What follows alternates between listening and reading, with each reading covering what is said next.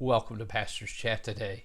We're in Revelations chapter 15, and we've been talking about the interlude that's taken place as the seven last plagues of God, the seven bowls of God's judgment, sometimes called the vials of God's judgment, are going to be poured out on the earth.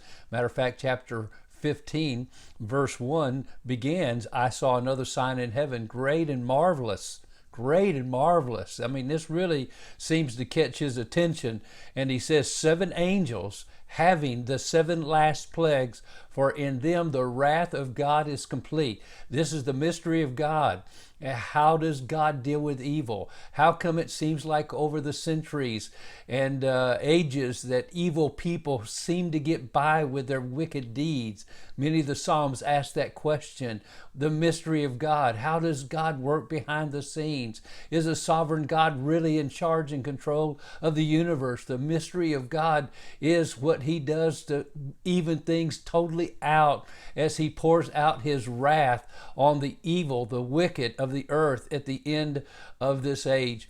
And so we see that happening, for in them the wrath of God is complete. That's the completeness of the wrath of God, the mystery of God. And then, of course, we had the interlude with the martyrs up in heaven singing, just reminding us in the midst of the tribulation, in the midst of the trials and tribulations, we can have peace, we can sing, we can have victory even over the beast, as these people did, and many of them were martyred. Now, in verse 5, and after these things, okay, after the praise and the worship and the harps and the praise that's going on in the previous verses, after these things I looked, and behold, the temple of the tabernacle of the testimony in heaven was open. And of course here, the temple of the tabernacle of the testimony. The testimony, remember, was basically the Ark of the Covenant. And inside the Ark of the Covenant was the testimony of God, was the 10 Commandments, was the covenant that God had made with his people Israel, and the rules that he'd given him to live by. The testimony of the covenant was this ark that the glory of God was over, and where he showed his presence in the Old Testament, in both the tabernacle in the wilderness and Solomon's temple there in Jerusalem. And he said there is a temple in heaven, because remember, Moses actually was shown the temple in heaven, and that's how he built the tabernacle on the earth.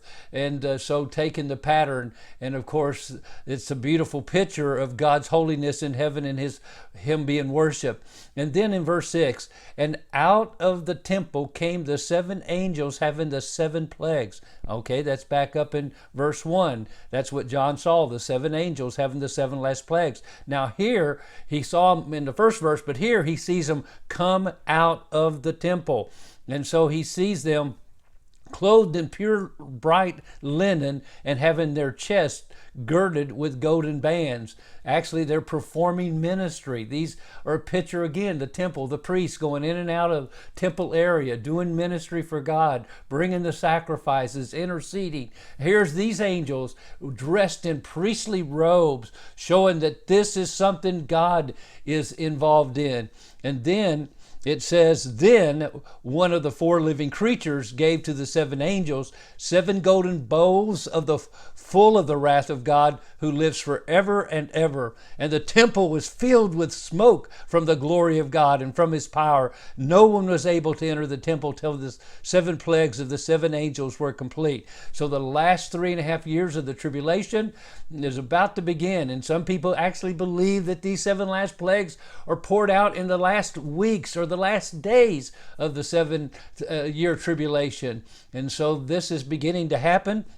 And John sees it, and these 4 living creatures, you go back to chapter 4, because there we're introduced to them as they are around the throne, and they have eyes in front and behind. The first living creature was like a lion, the second living creature like a calf, the third living creature had the face like a man, and the fourth living creature was like a flying eagle. And so they had 6 wings. This is probably cherubims that are around the throne of God, because they're proclaiming, holy, holy, holy, Lord God Almighty, who who was and is to come. And it's one of these creatures that gives, and we believe possibly the one with the face of a man, that gives the 7 bowls of God's wrath to these 7 angels who are going to pour them out on the earth.